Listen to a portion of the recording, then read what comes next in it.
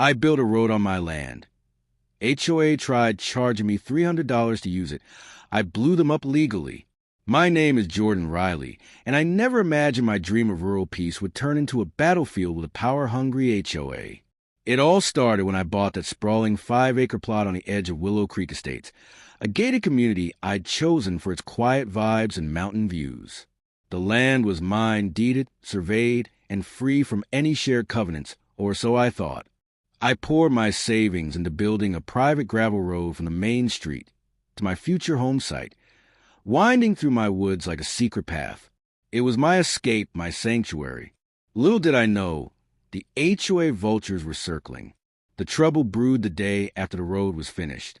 I got a knock on my trailer door from Victor Hargrove, the smug HOA president with his clipboard and fake smile.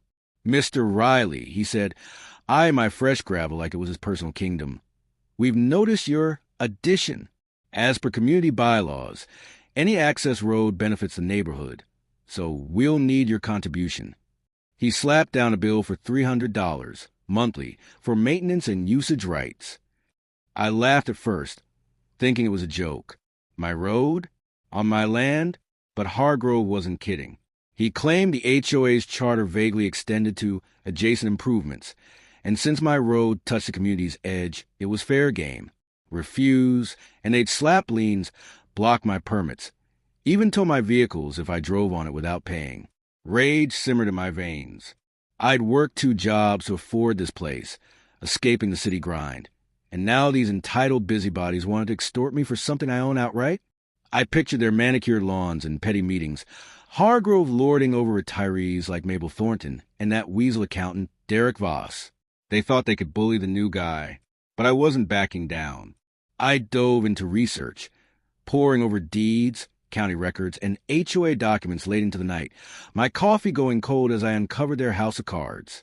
Turns out, the HOA's charter was a relic from the 90s, riddled with loopholes. My land predated their expansion, exempt from most rules. But they hadn't disclosed it in the sales packet. Classic bait and switch. I hired a sharp lawyer, Lena Cortez, who smelled blood. "This isn't just overreach," she said, her eyes gleaming. "It's fraud." We built our case quietly, gathering emails where Hargrove admitted the road was private, but insisted on community spirit fees. I even installed cameras, catching HOA board members trespassing to inspect my property, one of them Voss, snapping photos like a spy. The climax hit at the annual HOA meeting in the community hall, packed with nosy neighbors sipping bad punch. Hargrove called the agenda, smug as ever, when I stood up. "I have a motion," I declared, my voice steady despite the pounding heart.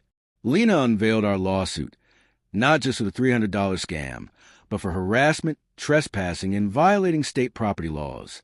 The room gasped as I projected evidence, deeds proving my road's independence, videos of their intrusions, and best of all, records showing the HOA had misused funds for personal perks, like Hargrove's executive retreats. Panic spread like wildfire. Mabel whispered furiously. Voss turned beet red. Hargrove stammered denials, but the judge later ruled in my favor. The HOA dissolved under the weight of fines and back payments. Over $50,000 in damages to me alone. Hargrove lost his house to legal fees. Voss fled town. I kept my road, now paved with victory, and even turned it into a community trail for free on my terms. Revenge? It was legal dynamite, and watching their empire crumble was sweeter than any view. Never mess with a man's land.